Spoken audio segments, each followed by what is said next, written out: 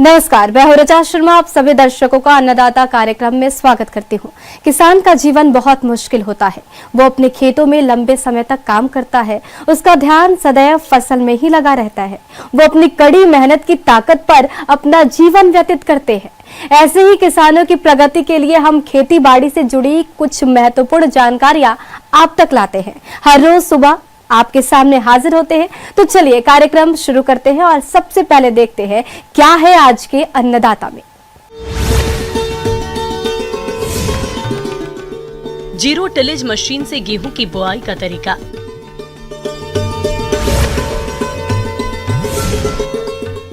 बटेर पालन किसानों के लिए अच्छी आमदनी का जरिया।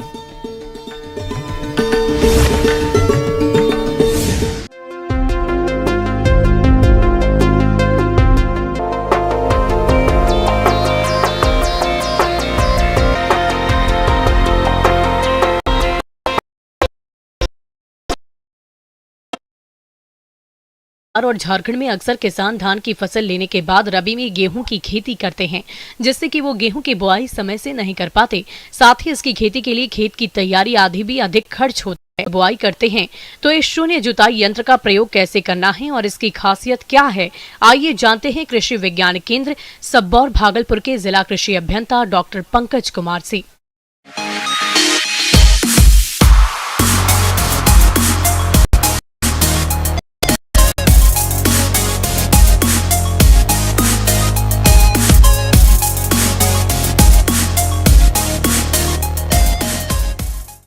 धान की कटाई के साथ साथ समय रहते हुए शून्य जुताई तकनीक वाले यंत्र से गेहूं की बुआई यथासंभव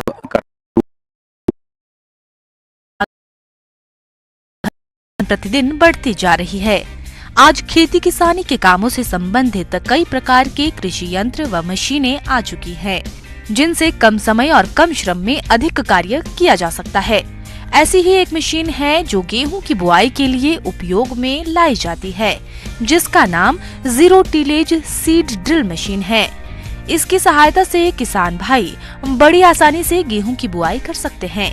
आइए जानते हैं zero tillage seed drill machine से किसान कैसे कम समय में और कम मेहनत में गेहूं की बुआई कर सकते हैं।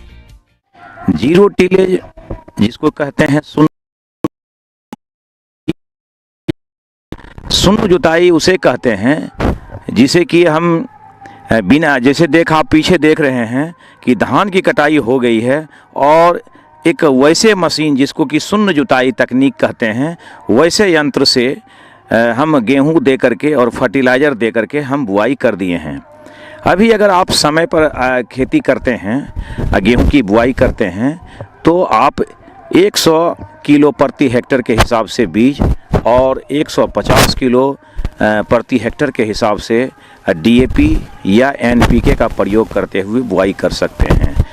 कि अगर आप परंपरागत विधि में अगर आप बुआई करते हैं, पानी हमको बहुत अधिक लगता है, तो पानी अधिक लगने से हमारा खर्च बढ़ता है। तो जीरो टिलेज तकनीक में हम जैसे 25 से 30% तक पानी बचाते हैं और उत्पादन भी लगभग बराबर है। इस तकनीक से की बुआई हो जाती है, जबकि परंपरागत ढंग से 1 हेक्टेयर की बुआई करने में 10 से 12 घंटे लगते हैं। इस प्रकार इस तकनीक से 3 गुना अवशेषों के योगदान में कार्बनिक पदार्थों के साथ साथ पौधों के लिए आवश्यक पोषक तत्वों की वृद्धि होती है तथा भूमि की उर्वरक शक्ति भी बनी रहती है। इस तकनीक से हम लगभग 35 से 4500 तक हम बचत कर सकते हैं, क्योंकि अगर आप लेवल्ड खेत यानी कि अगर आपका समतल खेत है तो उसमें जुताई में आप जो खर्च हो रहा है वो डीजल बचा सकते हैं। जैसे 1 हेक्टेयर में जुताई जब करते हैं और पटवन करते हैं, उसमें जो पटवन करने में जो डीजल लगती है और जुताई करने में के हिसाब से खर्च हमको बचेगा। तो जीरो टिलेज का एक और मुख्य का लाभ ये है कि जहाँ पर हम बुआई में अगर लो लैंड है, अगर निचली ज़मीन है या मध्यम ज़मीन है, अगर उसमें कुछ नमी ज़्यादा है अभी धान कटने के बाद, तो इसको इस जीरो टिलेज तकनीक का प्रयोग करके से 15 दिन अगेतर बुआई करके हम बुआई कर सकते हैं, अगेतर हम बुआई कर सकते हैं। तो इसका लाभ उठाएं। अगर हम सही समय पर बुआई कर दें तो उत्पादन हमारी परंपरा से ज़्यादा होता है, क्योंकि यांत्रिकरण कहता है कि कृषि में लगने वाले लागत को यंत्र के माध्यम से कम करिए और समय पर कृषि का कार्य करके ज़्यादा उत्पादन लीजिए। अगर आप लंबी अवधि का कोई भी प्रजाति है, अगर उसको 10 से 12 लागत विधि के तुलना में अधिक उत्पादन हमको मिलेगा। एक और फायदा है कि जैसे आप देख रहे हैं पीछे, जुताई कम हुआ है, खरपतवार का बीज है वो उलट पुलट नहीं होने के चलते कम निकलते हैं। लेकिन जिसको हम परंपरागत विधि की तुलना में अगर हम बुआई करते हैं तो उसमें हमारा खरपतवार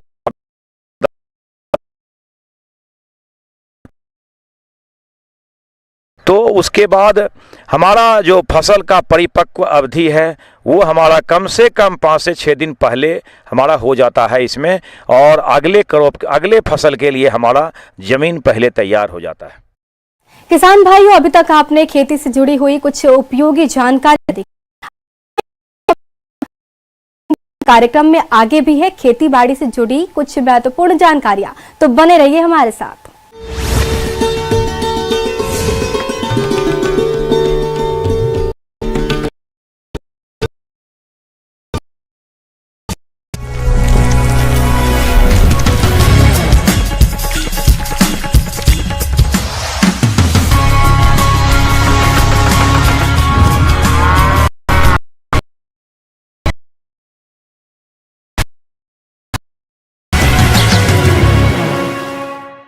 ब्रेक के बाद आप सभी दर्शकों का अन्नदाता में स्वागत है। चलिए अब रुक करते हैं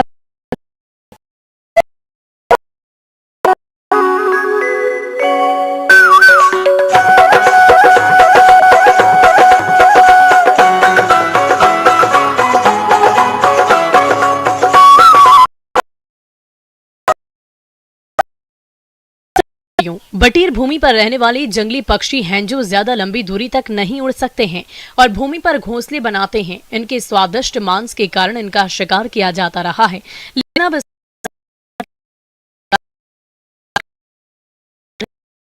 की कृषि व्यवसाय है।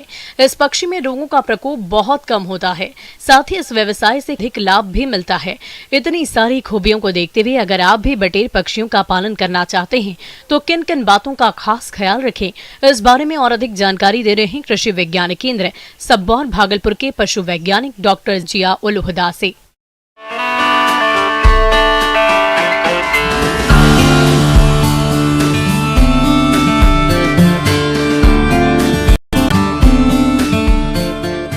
बटेर पालन आज के दिनों में बिहार में एक तीव्र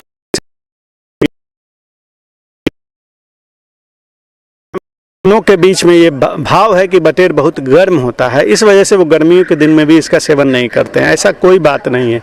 बटेर बहुत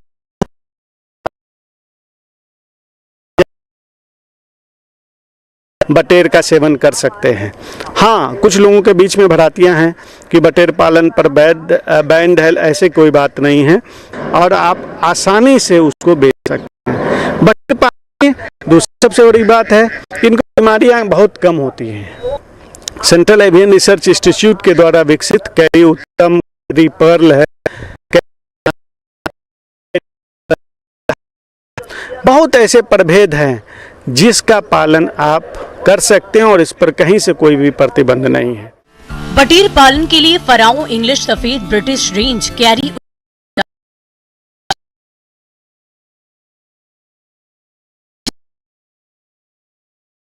बहुत जरूरी होता है ताकि उन्हें एक समान हवा और रोशनी मिल सके। बटेर के चूजों को आरंभ में उन्नत, साथ ही ठंड के दिनों में चूजों का खास ख्याल रखें। बटेर के पालन में जो सबसे बड़ी बात है वो है उसके बच्चों का देखभाल। एक बटेर के बच्चे का वजन 8 ग्राम के आसपास का होता है, तो आप समझ सकते हैं कि वो कितना नाजुक बच्चा होता होगा। और ख़ास करके बच्चे में जो मोटिलिटी होती है उस लेग के वजह से वो पाँव फिसल जाता है और उसकी पाँव जांग जाती है। आप कोशिश करें कि उसके ब्रूडिंग में कोरुगेटेड शीट का इस्तेमाल करें जिससे फिसलन उसके बच्चे को ना हो उसको। दूसरा जो सबसे बटेर पालन में ज़रूरी हो जाता है, उसको भी तापमान मुर्गी की तरह लगभग 37 डिग्री के आसपास पहले सप्ताह में पहले 2-3 दिन तो होना ही चाहिए, और उसके बाद 2 डिग्री के आसपास से प्रतिदिन आप घटा करके 25 डिग्री सेंटीग्रेड के आसपास ले जा करके रोक देंगे। बटेर 1 स्क्वायर फीट में आप 6 बटेर का पालन कर सकते हैं। और आप इसका फ्री रेंज सिस्टम में, डीप लीटर सिस्टम में, जैसे मुर्गी का आप घर बनाते हैं आप उस तरह से डीप लीटर सिस्टम में पालन कर सकते हैं। और बेहतर होता है कि केज बैटरी सिस्टम आप को बहुत ज़्यादा नहीं, मैंने कहा ना कि 1 स्क्वायर फीट में 6 बटेर पालन कर सकते हैं, तो आप अगर cage battery system layer by layer अगर आप लोहे का केज बना सकते हैं तो आपको कितनी बड़ी संख्या में बटेर पालना है उस हिसाब से उतने स्क्वायर फीट का मल्टीपल लेयर में आप केज बना लीजिए। दाने की व्यवस्था वहीं होगी, अंडे बाहर आ जाएंगे और आप इसको अपने अनुरूप चाहे डीप लीटर से सिस्टम से करना चाहें या केज बैटरी सिस्टम में पालना चाहे बड़ी आसानी से पाल सकते हैं। और केज बैटरी सिस्टम में बटेर का प्रबंधन और आसान हो जाता है और अपेक्षाकृत देखा गया है कि बटेर करना अधिक सुविधाजनक और लाभकारी होता है। 2 सप्ताह पुरानी बटेर को पिंजरे में रख सकते हैं। इसके लिए पिंजरा 3 गुना 2.5 गुना 1.5 वर्ग फीट आकार वाला उपयुक्त होता है। व्यावसायिक अंडा उत्पादन के लिए कई पिंजरों की जरूरत होती है। इनके प्रजनन के लिए 3 मादा पक्षियों के साथ एक नर पक्षी को रखना चाहिए। बटेर की अच्छी गुणवत्ता के लिए आहार भी अच्छी मात्रा में होता है। इसके किसान मुर्गी पालन में उपयोग होने वाले आहार का प्रयोग कर सकते हैं। एक वयस्क बटेर को एक दिन में तकरीबन 20 से 35 ग्राम आहार देना चाहिए। वहीं इनके चूजों को तकरीबन 27% प्रोटीन तथा वयस्क के लिए 22 से 24% प्रोटीन युक्त आहार का प्रयोग करें।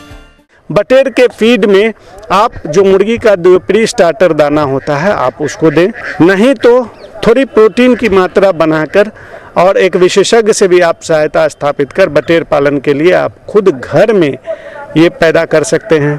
तीसरी जो सबसे महत्वपूर्ण बात है इसके पानी देने का तरीका। देखिए बटेर बच्चे भीग जाएंगे और निमोनिया से बड़ी संख्या में बच्चे मर जाते हैं। इसके लिए आप व्यवस्था कर सकते हैं कि जो छोटे छोटे 100 ml 150 ml के आजकल बटेर के लिए ड्रिंकर्स मिलते हैं, आप उसके जो पानी का जो पोर्शन आता है उसमें कोई रुई डाल दें, कोई फोम डाल दें, जिससे कि चूस करके बटेर का बच्चा पानी पिए। ये अरेंजमेंट कर सकते हैं तो ये करें, तो आपको बड़ी संख्या में इसके फायदे हैं। एक बटेर का बच्चा मार्केट में 13 रुपये से 15 रुपये के बीच का आता है और इसको 36 दिन तक पालने में लगभग 20 रुपये का 25 रुपये का टोटल 35 रुपये के आसपास इसकी लागत बैठती है। और मार्केट में आप देख रहे होंगे सरकारी संस्थानों में 50 रुपये के आसपास इसका प्रति बटेर दाम है और ये मार्केट में 150-200 रुपये के जोड़े के आसपास आता है। इसको किसी वैक्सीनेशन की आवश्यकता नहीं होती है। अगर कोई भी दिक्कत हो तो बिहार कृषि विश्वविद्यालय सबौर के अलग अलग साइटों पर ये सारी चीज़ें उपलब्ध हैं, आप उसको भी देखकर जानकारी प्राप्त करें। निकट के कृषि विज्ञान केंद्रों से वैज्ञानिक जानकारी प्राप्त कर रहे हैं और बिहार सरकार में पदस्थापित जितने भी पशु चिकित्सक हैं उनसे आप संपर्क स्थापित कर आप जानकारी प्राप्त कर बटेर पालन को अपना एक व्यवसाय के रूप में अपना सकते हैं। आगे और भी है खेती बाड़ी और ब्रेक के लिए जल्द हाजिर होते हैं।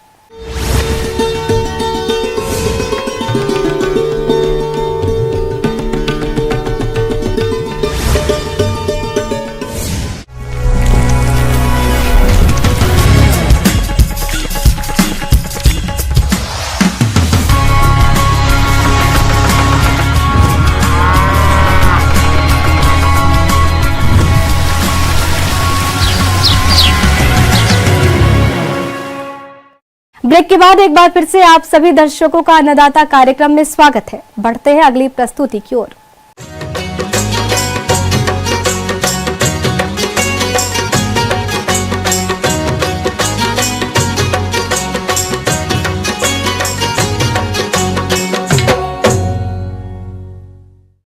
पालक एक पत्तेदार सब्जी है जिसकी मांग बाजार में हमेशा बनी रहती है और इसीलिए किसान इसकी खेती करते हैं। तो अगर आप भी इस समय पालक की खेती करना चाहते हैं तो इसकी कौन कौन सी प्रजातियों का चयन करें और इसकी बुआई करते समय किन किन बातों का विशेष ख्याल रखें, इस बारे में और अधिक जानकारी लेते हैं कृषि विशेषज्ञ आयुष परिहार से।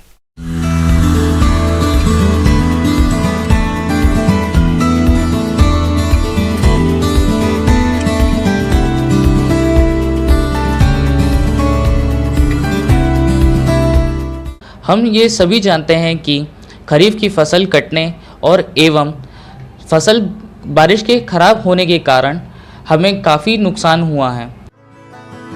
किसान भाइयों, अब बात करते हैं पालक का अधिक उत्पादन देने वाली किस्मों की। तो उनमें प्रमुख है all green, Pusa Palak, Pusa Harit, Pusa Jyoti, Jobner green, Banerjee giant, Hisar selection 23, Palak number 5116, long standing, Pant कंपोजिटी, पूसा भारती इत्यादि। आप इनमें से किसी भी किस्म का चयन कर बुआई कर सकते हैं। पालक की खेती के लिए जीवाश्म युक्त बालुई दोमट मिट्टी या मटियार दोमट मिट्टी सबसे उपयुक्त होती है। इस तरह की मिट्टी में पालक के पौधे अच्छे क्षारीय मिट्टी में पालक की अच्छी पैदावार होती है। किसान भाइयों, खेती के लिए सबसे पहले हम वो समतल ज़मीन को खेती उपयुक्त बनाएंगे। तो इसके लिए हम सबसे पहले कल्टीवेटर का प्रयोग कर मिट्टी को खेत के लिए तैयार करेंगे। फिर रोटावेटर की मदद से जो हमारी फिर उस मिट्टी के अंदर FYM का प्रयोग कर यानी कि फार्म यार्ड मैन्योर का प्रयोग करेंगे ताकि उस मिट्टी के अंदर नाइट्रोजन लेवल अधिक से अधिक मात्रा में हो जाए। तो इसका अनुमानित तौर पे 1 एकड़ खेती में 2 ट्रॉली FYM लगेगा, या हम वैज्ञानिक तर्क से बात करें तो 6.5 टन खेती के अंदर प्रयोग होगा। हम चाहें तो साथ ही साथ वर्मी कंपोस्ट का भी प्रयोग कर सकते हैं। इसमें हमें इस बात का भी ख्याल रखना है कि हम यूरिया, नाइट्रोजन और फास्फोरस का भी डोज पेड़ों को प्रदान करें। बीज बुआई के दौरान हम NPK की मात्रा 35:12 किलो प्रति एकड़ के हिसाब से रखेंगे। वहीं यूरिया 75 किलो प्रति एकड़ के हिसाब से रखेंगे और SSP की मात्रा भी 75 किलो प्रति एकड़ के हिसाब से रखेंगे, जिनमें से फास्फोरस और पोटाश की पूरी मात्रा और नत्रजन की आधी मात्रा को बुआई से पूर्व भूमि की तैयारी के समय प्रयोग करें और शेष नत्रजन की आधी मात्रा का प्रयोग 2 बराबर भागों में बांटकर फसल में छिड़ककर तुरंत सिंचाई कर दें।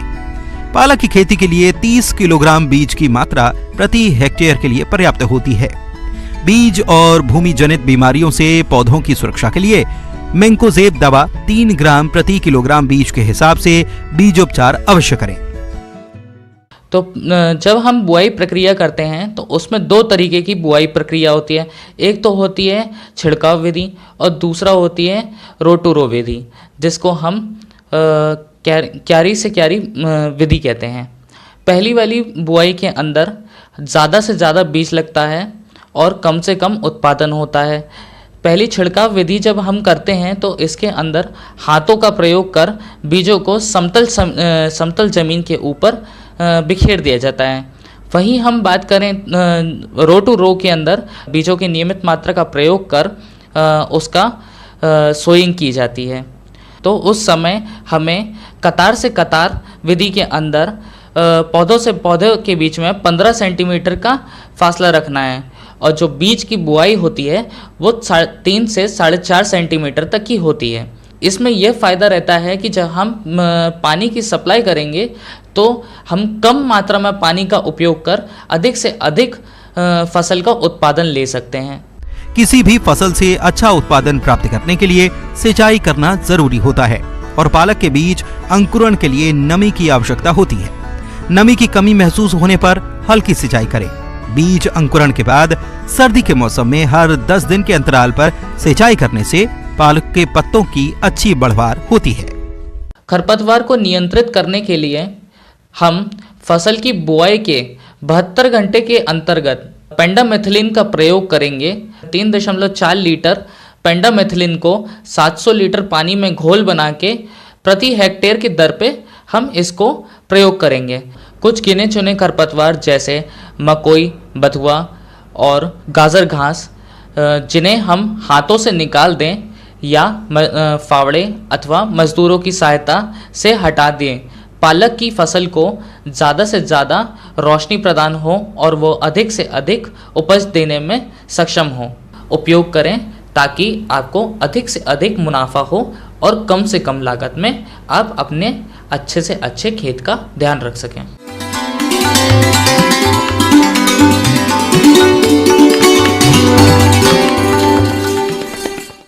अन्नदाता हेल्पलाइन निःशुल्क फोन संपर्क सेवा के माध्यम से आपके द्वारा पूछे गए प्रश्नों में से एक या दो महत्वपूर्ण प्रश्न को हम अपने कार्यक्रम में शामिल करते हैं।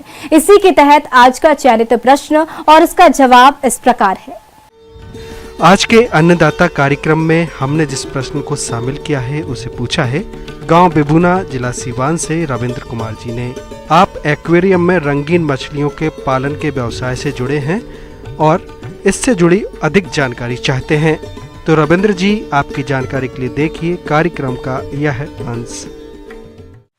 सर्वप्रथम आप जिस साइज का एक्वेरियम रखना चाहते हैं, मैं 3 बाई 2 फुट का एक्वेरियम सजेस्ट करता हूं, जिसमें कि एक आप 3 से 4 मछलियां, छोटी प्रजाति गोल्ड फिश या आप जेब्रा फिश और भी अन्य मछलियां रख सकते हैं जो अभी आप अपने में रखना चाहते हैं।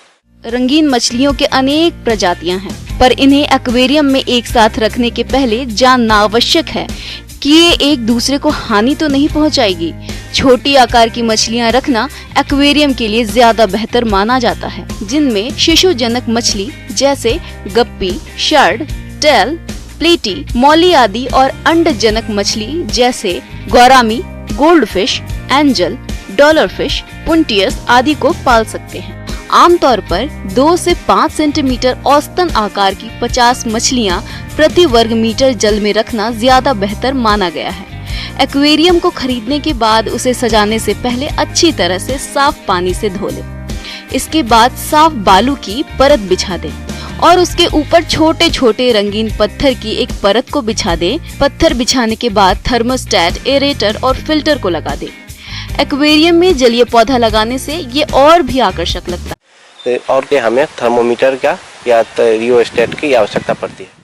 एक्वेरियम में भरा जाने वाला पानी क्लोरीन मुक्त होना चाहिए, इसलिए यदि नल का पानी हो तो उसे कम से कम 1 दिन संग्रह कर छोड़ देना चाहिए और फिर उस पानी को एक्वेरियम में भरना चाहिए। मछलियों का प्राकृतिक आहार प्लक्व है, परंतु एक्वेरियम में मुख्यतः कृत्रिम आहार का प्रयोग किया जाता है। बाजार में रंग बिरंगे आकर्षक पैकेटों में इनका आहार उपलब्ध है। आहार दिन में 2 बार निश्चित समय में 2% शरीर भार के अनुसार दिया जाना चाहिए। यह मात्रा जरूरत के अनुसार बढ़ाई या घटाई जा सकती है। भोजन उतना ही देना चाहिए जितना मछलियाँ तुरंत खाकर खत्म कर दे। सप्ताह में 1 या 2 बार प्लक भी खिलाना चाहिए, इससे मछलियों की चमक बनी रहती है। खाना आप सुबह शाम दे सकते हैं और अगर उसमें कोई रोग लगता है, बीच बीच में आप 15 दिनों पे या महीने में एक बार मिथिलीन ब्लू से पानी को 1% या 2% 2 ppm के साथ आप इसको ट्रीट कर सकते हैं। अगर आपको मछलियों में कोई भी बाह्य परजीवी या कोई भी अन्य लक्षण नज़र आते हैं तो आप उसको 2 से 3 ppm पोटास में, क्योंकि एक्वेरियम मछलियों में अगर आप सामान्य रूप से अगर ध्यान देंगे तो रोग प्रबंधन करना बहुत ही आसान है। आप उनको आसानी से निकालें और स्नान बाथ की विधि से उसके रोग को प्रबंधित किया जा सकता है।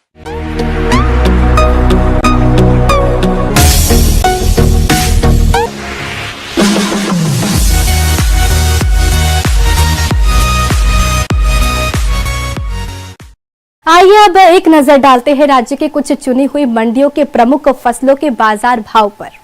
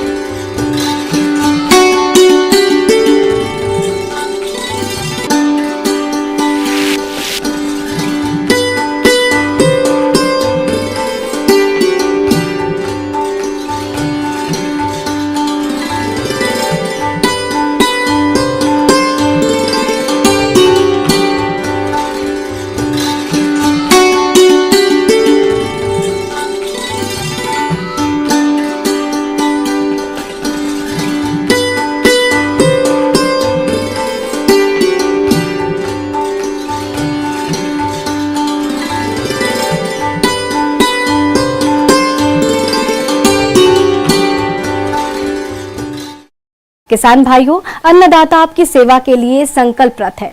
कृषि संबंधित समस्या और सुझावों के लिए आप हमें इस पते पर संपर्क भी कर सकते हैं।